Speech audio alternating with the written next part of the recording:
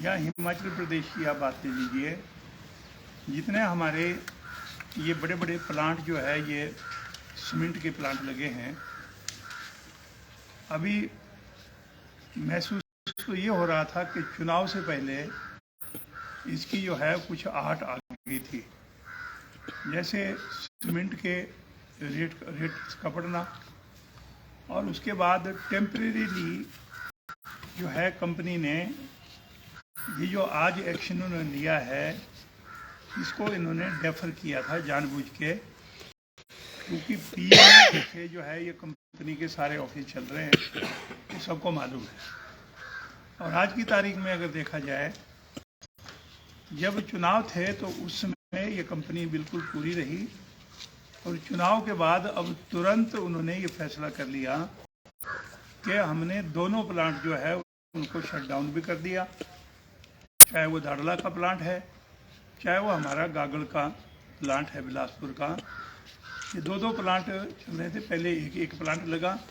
फिर कंपनियों ने जो है वो दो प्लांट लगा लिए। एक अदानी ग्रुप अंबानी ग्रुप का हो गया। अब जो बाहर कंपनियां बैठी थी जिन्होंने ये गुजरात अंबुजा से भी और एसीसी से, खास करके मैं कहना चाहूँगा क्योंकि एसीसी से उन्होंने ये खरीदे थे और उसके बाद उन्होंने ये चलाए। लेकिन हुआ ये, क्योंकि विदेशी कंपनियां थी, बाहर बैठ के उन्होंने अपने ढंग से इन प्लांट्स को चलाया। लेकिन बदलती परिस्थिति में, क्योंकि ये जो अंबानी ग्रुप है, इन्होंने क्योंकि ये सीमेंट प्लांट्स में जो है वो सबसे बड़ा स्थान हासिल करना चाहते थे, तो इन्होंने जो दोनों प्लांट यहाँ पे थे उनके जो शेयर हैं वो इन्होंने खरीद लिए। और अंडर कंपनी एक्ट जो है, बिकॉज लॉ से कंपनी एक्ट में जो ऑर्गेनाइजेशन रजिस्टर्ड है वो किसी भी समय अपने शेयर्स को बेच सकती है। और शेयर बेचने के बाद अगर आज हम ये कहें कि जी रेट जो है वो ज़्यादा है और जिन रेट्स के ऊपर इन्होंने जो है वो एक नोटिस 14 तारीख को दिया, नोटिस जो बिलासपुर बरमाणा का नोटिस है, 14 दिसंबर को ये नोटिस इन्होंने दिया। नोटिस ये नहीं दिया कि हम ये करने वाले हैं, सिर्फ सूचना दी कि ये जो है ये हमने शट डाउन कर दिया। कर्मचारियों को कहा गया कि आप ड्यूटी पे नहीं आएंगे। इसका मतलब ये है कि जो उनकी कानूनी तौर पे कर्मचारियों से भी जो इनका संबंध होना चाहिए उसको भी ब्रेक करने का जो है वो प्रयास हुआ है। और ऐसा ही दाड़ला में पुराना जो गुजरात अंबुजा का सीमेंट प्लांट था वो भी पहले एसीसी ने लिया, अब इस कंपनी ने ले लिया। तो उससे ऐसा लग रहा है कि आने वाले दिनों में बिलासपुर ज़िला में मैं पर्टिकुलरली कहना चाहूँगा कि यहाँ पे एक ऐसी परिस्थिति पैदा हो जाएगी कि लोग जो है, लोगों का भूखा मरना जो है वो बिल्कुल कोई नहीं उसको टाल सकता। यहाँ पे 1500 से 2000 परिवार ऐसे हैं जो डायरेक्ट और इनडायरेक्ट तौर पे जो है इस ट्रांसपोर्टेशन से और जो काम वहाँ पे चले हैं, चाहे वो लेबर कंपोनेंट है, चाहे वो उसके बाद अगर आप देखें कि जितना जो काम चला हुआ है इतने सालों से, उसमें साथ में चाहे ढाबे वाला है, चाहे रिपेयर शॉप है, चाहे वो कहीं पे जो टायर का काम करने वाले उनका काम है, डायरेक्ट और इनडायरेक्ट तौर पे बरमाणा से लेके और नम्होल से लेके और नीचे गरा मावड़ा तक का जो एरिया जो यहाँ पे पड़ता है बिलासपुर का, उसमें मैं कहना चाहूँगा कि लोगों के ऊपर बहुत बड़ा प्रभाव पड़ने वाला है। और जिस ढंग से इस कंपनी ने दादागिरी करके जो है ये एक्शन लिए हैं, 14 तारीख को नोटिस दिया एंड मेरी समझ में भी नहीं आता कि भाई उन्होंने पुलिस भी ले ली। अभी पुलिस में अभी तो कुछ हुआ ही नहीं, अभी तो आपने इंजेक्शन दिया है तो लोगों को दिया है और आप इतने डरे हुए हैं कि आपने पहले ही पुलिस जो है ना वहाँ पे तैनात कर दी। लेकिन मैं ये कहना चाहूँगा कि जब लोगों की रोजी रोटी का प्रश्न आ जाता है, जब उनके बच्चों का, उनके परिवार के पालन पोषण का जो प्रश्न आ जाता है, तो मैं कहना चाहूँगा कि लोग जो है वो फिर किसी बात से, किसी नोटिस से घबराने वाले लोग नहीं हैं। बिलासपुर में जब एसीसी लगी थी तब भी यहाँ पे जो है वो बड़ी बड़ी कंपनियों को काम देने की बात चली थी, तो उसमें भी बिलासपुर के लोगों ने लड़ाई लड़ी कीर्तपुर के लोग भी बीच में शामिल थे। और यहाँ पे माननीय वीरभद्र सिंह जी मुख्यमंत्री थे। मैं पहली बार विधायक बना था तो कानून मंत्रालय मेरे पास था। उस समय मैं आपसे कहना चाहूँगा कि इनको बुला के हमने सिस्टम ये किया था कि लीगल जो बॉडी है वो यूनियन नहीं होती। यहाँ पे Bilaspur district truck operator society और ऐसे ही हमने एक्स सर्विसमैन कारपोरेशन को, जो फौजी हैं, उनको रिहेबिलिटेट करने के लिए अंडर फॉरेस्ट जो हमारे एक्स सर्विसमैन कारपोरेशन है उसका गठन हुआ था और फौजियों को गाड़ियाँ भी दी गई थी। उसके लिए जो है ना, गाड़ियाँ खरीदने के लिए 50,000 रुपये का जो है वो पैसा दिया गया था कि जो फौजी रिटायर होके आता है उसकी मदद करने के लिए, उसके बीवी बच्चों का पालन पोषण ठीक से हो, उनकी एजुकेशन ठीक से हो, इसलिए उनको भी रिहेबिलिटेट करने का जो है ये कदम उठाया गया था। आज मैं ये कहना चाहूँगा कि जिस ढंग से कंपनी ने ये शेयर ले लिए हैं, इसका मतलब ये नहीं कि जो सोशल रिस्पॉन्सिबिलिटी है वो किसी की भी ख़त्म नहीं होती, चाहे वो सरकार है, चाहे वो यहाँ पे काम करने वाली कंपनी है। They are governed under law. और अगर मान लो इस प्रकार से तुम अपनी मर्जी से लोगों को बाहर निकालना चाहोगे, कर्मचारियों को जो है वो बिना नोटिस के आप सीधे तौर पे कहेंगे कल से आपने नौकरी के ऊपर नहीं आना है, तो इसका मतलब ये है कि these orders, this notice is a illegal notice. और हम लोगों को ये भी देखना चाहिए कि जहाँ जहाँ पर भी इंडस्ट्रियलाइजेशन आती थी, यहाँ पे अगर देखा जाए हिमाचल प्रदेश में जो है वो जो इंडस्ट्रियलाइजेशन आई थी तो उसमें जो है वो केंद्र सरकार की ओर से जो है वो टैक्स में छूट दी गई थी। हिमाचल को में वो जो है ना वो विशेष पैकेज जो इंडस्ट्रियलाइजेशन के लिए दिया गया था। और मैं ये कहूँगा कि इन सारी बातों को देखते हुए जो प्लांट जहाँ जहाँ पे भी लगा है उसका एक मेमोरेंडम ऑफ अंडरस्टैंडिंग जो है वो between government and the company ये साइन हुआ है। उसमें बाकायदा तौर पे रखा गया है कि भाई आपने लोकल लोगों के रोज़गार देना है जो प्रभावित है यहाँ पे, चाहे वो डायरेक्ट तौर से प्रभावित है चाहे वो इनडायरेक्ट तौर से प्रभावित है। अगर आप देखा जाए कि क्योंकि क्वेरी के लिए भी ज़मीन देने का इसमें प्रावधान है, प्राइवेट लैंड लेनी है तो उसको कंपनसेशन देने की बात है। और जहाँ तक कर्मचारियों की बात थी कि जो हमारी इंडस्ट्रियल एक्ट है हिमाचल प्रदेश में, जो हमारी इंडस्ट्री की जो पॉलिसी है उसमें 70% रोज़गार लोकल लोगों को देने की बात है और 30% जो लोकल लोग जहाँ पे काम नहीं कर सकते वो कंपनी अपने आदमियों को ला सकती है। तो पहले जो है वो उनको अपॉर्चुनिटी ये देनी पड़ेगी कि जो लोकल लोग हैं, जो पढ़े लिखे हैं, जिनको अगर ट्रेनिंग भी दी जा सकती है तो company will give them training and उनको आप जो है अपनी कंपनी में एडजस्ट करेंगे। ये मैं कहूँगा MOU जो साइन हुआ है उसकी एक शर्तें हैं। उसमें ये भी है कि आपने उनको पावर भी देनी है और पावर क्योंकि स्टेट के पास है तो स्टेट बिजली देगी, अपनी मर्जी से हम बिजली भी नहीं काट सकते हैं क्योंकि एग्रीमेंट है उसमें। लेकिन इसी ढंग से मैं कहना चाहूँगा कि ये धर्म संकट में आज सरकार भी फंस गई और धर्म संकट में अगर देखा जाए आज की तारीख में चुनाव खत्म होने के बाद, क्योंकि हिमाचल प्रदेश में सत्ता परिवर्तन हुआ है, यहाँ पे जो है वो कांग्रेस पार्टी की सरकार आई है, तो ये जो PMO ऑफिस से बड़ी बड़ी कंपनियों का जो तार हिलती है, ये उस तार हिलने का एक हिस्सा है कि अभी सरकार पूरा मंत्रिमंडल भी नहीं बना है, मुख्यमंत्री और उप मुख्यमंत्री ने ओथ ली है और उसके बाद तुरंत इस प्रकार का एक्शन जो है वो कंपनी द्वारा लेना, ये मैं कहूँगा असंवैधानिक है और ये it is against the natural justice of the people. लोगों को जो नेचुरल जस्टिस है उसके अगेंस्ट है और ये मैं कहूँगा ये ढींगा मस्ती नहीं चलनी चाहिए।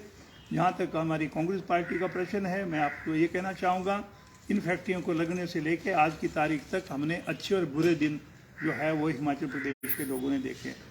आज अगर देखा जाए तो यहाँ बिलासपुर में सारा जितना भी है पोल्यूशन से लेके अगर देखा जाए तो हमारा बहुत बुरा हाल है। चाहे वो प्लांट जो है वो सोलन में दाड़ला में लगा है लेकिन आउटलेट जो है वो बिलासपुर से है, चाहे वो बरमाना का प्लांट लगा है, आपकी सारी आउटलेट जो है वो बिलासपुर से है। और अगर देखा जाए जो भी हमारा जो है पोल्यूशन कंट्रोल बोर्ड एक्ट है उसके मुताबिक भी जो जहाँ पे प्लांट लगा है उससे 8 किलोमीटर जो है क्रो फ्लाई चारों तरफ को जो है ये जो पोल्यूशन है उसका प्रभाव होता है। मैं ये कहना चाहूँगा क्योंकि मैं किसी और इशू के ऊपर आप बात नहीं करना चाहूँगा, क्योंकि ये इशू ऐसा है कि आज की तारीख में जो है ना डिप्टी कमिश्नर भी मीटिंग कॉल कर रहा है, लेकिन कंपनी का हाल देखो। कंपनी के लोग यहाँ पे जो अधिकृत व्यक्ति है वो कहता है मुझे उत्तर देने के लिए जो है वो मुझे अधिकृत नहीं किया गया कंपनी द्वारा। तो आप ये लगा लीजिए कि एडमिनिस्ट्रेशन को भी ये कितने हल्के में ले रहे हैं। लेकिन जनता जनार्दन जब बिगड़ती है ना, तो मैं कहना चाहूँगा कि फिर ऐसी परिस्थिति पैदा होती है, न प्रशासन कहीं पे खड़ा हो सकता है और ना इस प्रकार की कंपनियां जो पूरी दुनिया में पहले नंबर पे धनाढ़ लोग हैं, अगर वो लोगों को इस प्रकार से जो है वो कुचलना चाहेगी, तो मैं ये कहूँगा कि बिलासपुर के लोग, हिमाचल प्रदेश के लोग जो है वो उसके लिए तैयार हैं। आप सीमेंट बना रहे हैं, हिमाचल में महंगा दे रहे हैं और बाहर जो सीमेंट है आपका सस्ता है। ये कह रहे हैं कि आपके यहाँ से रेट ज़्यादा है। मैं ये कहना चाहूँगा कि जो सीमेंट बिलासपुर का यहाँ पे जो पंजाब के एरिया में, दिल्ली के एरिया में और यहाँ तक कि हरियाणा के एरिया में जो सीमेंट जाता है, कारण क्या है कि वो सीमेंट वहाँ पे सस्ता है और हिमाचल प्रदेश में वो महंगा है। ये भी एक बहुत बड़ा प्रश्नवाचक चिन्ह है। सीमेंट कॉरपोरेशन ऑफ इंडिया की जहाँ तक रेट्स की बात है, ये अलग प्रश्न है, लेकिन ये नहीं कि सीमेंट निकला बरमाणा में और गेट के ऊपर जो है वो अमृतसर से भी ज़्यादा रेट उनसे अगर लिया जाता है, तो मैं कहूँगा ये बिल्कुल लोगों के साथ जो है वो न्याय नहीं हो रहा है। और कृपया करके मैं सरकार से भी निवेदन करना चाहूँगा, अभी सरकार ने पूरी तरह से अभी काम भी नहीं शुरू किया, लेकिन ऊपर से जो है सेंट्रल गवर्नमेंट की तरफ से डंडा पड़ गया है। और वो भी भारतीय जनता पार्टी के लोग ये जो कह रहे हैं कि कांग्रेस पार्टी की सरकार आई और ये कंपनी को बोल के जो है वो ये जो प्लांट है बंद हो गए। थोड़ा सा सोच के जो है ना अपने दिमाग बुद्धि का प्रयोग करें कि जिन जिन परिस्थितियों में ये हुआ है कि हिमाचल प्रदेश के लोगों को भी मालूम है और जो हिंदुस्तान के अंदर हो रहा है वो भी हिंदुस्तान के लोगों को मालूम है कि बड़े बड़े जो उद्योगपति है जो अरबों खरबों का पैसा लेके डकार गए और वो सरकार ने उनका पैसा कर्ज है वो माफ़ कर दिया और लोगों का दूसरी तरफ जो रोज़गार है उसको छीनने का प्रयास जो हो रहा है, ये मैं कहूँगा कतई बर्दाश्त करने योग्य नहीं है। और मैं आपसे ये कहना चाहूँगा कि आज अगर देखा जाए, मैं कांग्रेस पार्टी की तरफ से आपको कहना चाहूँगा कि कृपया करके, क्योंकि कांग्रेस पार्टी लोगों के साथ है, सरकार भी लोगों के साथ है, क्योंकि कांग्रेस पार्टी की सरकार है, आने वाले दिनों में ये जो परिस्थितियां हैं इन परिस्थितियों का सामना करेंगे। और मैं ये कहना चाहूँगा ये रॉ मटेरियल हमारा है हिमाचल प्रदेश का, यहाँ पे कोई दूसरी बड़ी धनाढ़ कंपनी आए, क्योंकि हमारे जो पुराने MOU है उनको सामने रख के जो लेबर और जो मालिक के बीच में जो संबंध आज तक बने हैं, या मैं कहूँगा कि जो प्रभावित लोग हैं उनकी रिहेबिलिटेशन के लिए, उनके फ़ायदे के लिए ट्रांसपोर्टेशन का और डायरेक्ट और इनडायरेक्ट जो एम्प्लॉयमेंट है उसका जो प्रबंध हुआ है, ये मैं कहूँगा बाकायदा तौर पे जो बेसिक MOU साइन हुए हैं उनके आधार पे वो किया गया है। कोई कंपनी अगर मान लो पैराशूट से आ जाए और फिर कहे कि नहीं जी ये पैराशूट ही है, नीचे कुछ भी नहीं है, ये मैं कहूँगा उसके बारे में कंपनी को भी आपकी अपनी जो सोच है उसमें जो है वो परिवर्तन करना चाहिए, क्योंकि विषय ऐसा है इसके बारे में मैं कहूँगा कि क्योंकि हम तो विरोध स्वरूप को कहेंगे कंपनी का जो फैसला है, जो इन्होंने इमीडिएटली 14 तारीख को नोटिस देके कर्मचारियों को भी घर में भेज दिया और जिन्होंने करोड़ों लाखों रुपए जो है वो ट्रांसपोर्टेशन के ऊपर लगा रखे हैं, बैंकों के कर्ज ले रखे हैं, कईयों ने अपनी बीवी बच्चों के जो एसेट्स थे वो भी गिरवा रखे हुए हैं। तो मैं कहूँगा इन परिस्थितियों में कि कभी भी नहीं कहा जा सकता कि जो है ये जो एक्शन है ये नेचुरल जस्टिस को ध्यान में रख के लिया गया है। ये मैं कहूँगा चंद चांदी के टुकड़ों के ऊपर लोगों को नहीं बेचा जा सकता। ये मैं कहूँगा इसका ध्यान जो है कांग्रेस पार्टी भी रखेगी और स्थानीय होने के नाते हमारा पूरा कर्तव्य है कि लोगों के साथ हम खड़े हैं। जिस भी घड़ी में जो भी ज़रूरत पड़ेगी मैं कहना चाहूँगा हम उनके साथ हों। ठाकुर साहब, पहले से ही बहुत सारी चुनौतियाँ हैं, अभी आपका भी मंत्रिमंडल का भी गठन ढंग से नहीं हुआ है, आपकी कमिटमेंट्स बहुत ज़्यादा हैं, ओपीएस है। मैंने पहले कहा जो आप इससे उनको मत जोड़ो, हमने जो वायदे किए हैं वो हमने पूरे इतना करने बड़ा हैं। चैलेंज एक और प्रदेश सरकार के सामने आ गया है। नहीं बोला किस नहीं तरह है, से? गवर्नमेंट जब बनती है तो उसका समाधान जो है वो जो गवर्नमेंट में बैठे हुए लोग हैं वो ढूंढते हैं, ऐसा नहीं है। नए संसाधन लेकिन जुटाने की जो जगह हमने पुराने वायदे संसाधन- लोगों से किए हैं, आपने मुख्यमंत्री का बयान भी सुन लिया होगा और आपने उप मुख्यमंत्री का बयान भी सुन लिया होगा कि आने वाले समय में जो हमारी कैबिनेट एक्सटेंशन होगी उसके बाद जो कैबिनेट की पहली मीटिंग होगी,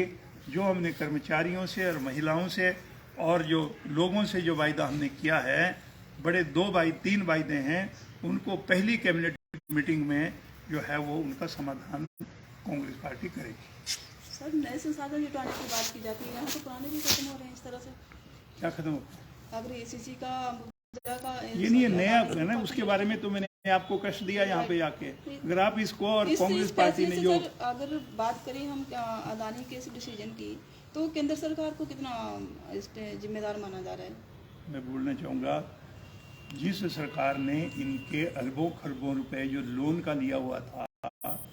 वो माफ़ किया है, तो उसका जो है लगता नहीं है कि इनके पीएमओ से क्या संबंध है। लगता नहीं है कि पिछले वर्षों से जो जिस ढंग से इस कंपनी को लुक आफ्टर किया जा रहा है, इनकी दूसरी सिस्टर ऑर्गेनाइजेशन को जो है ना वो किया जा रहा है, और केंद्र सरकार ने ना किसानों की परवाह मार रहे हैं, ना नौजवानों की परवाह मार रहे हैं, ना लोगों की जो है ना कोई जो लोगों के खिलाफ जो आज की तारीख में कुछ हो रहा है ना उसकी परवाह मार रहे हैं। अगर केवल मात्र 5-7 घरानों का को देखना है तो मैं ये कहना चाहता हूँ तो प्रजातंत्र की परिभाषा बदल जाती है।